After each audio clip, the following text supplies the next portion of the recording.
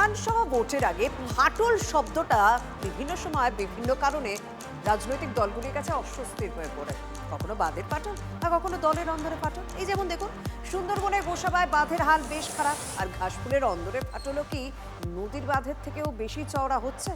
গোসাবার এক তৃণমূলের দাপুটে নেতার হাবভাব একদম অন্যরকম।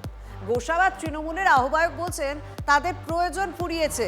অভিষেকের সভাতেও সেই তৃণমূলের দলাদলি বা ফাটল কমলো কি, বা দলাদলি মিটলো কি?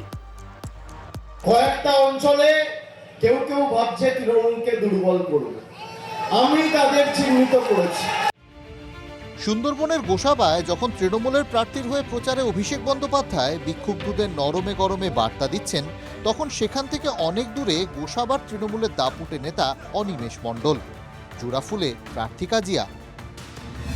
গোসাবায় তৃণমূলের সভা বয়কট দলেরই আহ্বায়কের। গোসাবার 16টি পঞ্চায়েতের অর্ধেক নেতাই ছিলেন না অভিষেকের সভায়, জানিয়ে বাদা বনে চর্চা। তবে কি গোসাবায় জোড়াফুলের ঘরে ফাটল আরো চওড়া হলো? আয়োজকরা ডাকেনি দাবি করে দলকে বার্তা দিয়েছেন তৃণমূল নেতা অনিমেষ, যিনি আবার তৃণমূল পরিচালিত দক্ষিণ 24 পরগনা জেলা পরিষদের উপাধ্যক্ষ। আমরা অনুভব করেছি যে দলের কাছে আমাদের প্রয়োজন শেষ হয়েছে, সুতরাং আগামী দিন নিশ্চিতভাবে আমাদের সিদ্ধান্ত আমরা জানিয়ে দেব। গোসাবায় তৃণমূলের প্রার্থী সুব্রত মণ্ডলের সঙ্গে অনিমেষের বিবাদ অনেক দিনের। ফের সুব্রতকে প্রার্থী করায় আগামী দিনে বড় পদক্ষেপের ইঙ্গিত দিয়েছেন গোসাবার তৃণমূল নেতা অনিমেষ। কোনো একটা সমস্যা হয়েছে, সেই জন্য আমরা বসে আছি। রবীন্দ্রনাথের গোসভা, এই গোসভা মুক্তির স্বাদ জানে, আগামী দিন নিশ্চিতভাবে আপনাদের এটা প্রমাণ করবে। গোসাবায় তৃণমূলের আকচি দেখে ভোটের আগে উজ্জীবিত বিজেপি। গোসবার মানুষ সৎ, গোসবার মানুষ মেহনতি।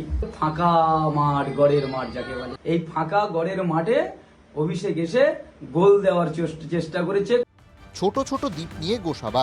ভোটের আগে কি আরো টুকরো হয়ে যাবে জোড়াফুলের ঘর? ঘরশত্রুদের গতিবিধি কিন্তু অন্যরকম। দক্ষিণ 24 পরগনা থেকে দেবব্রত মণ্ডলের রিপোর্ট, TV9 বাংলা।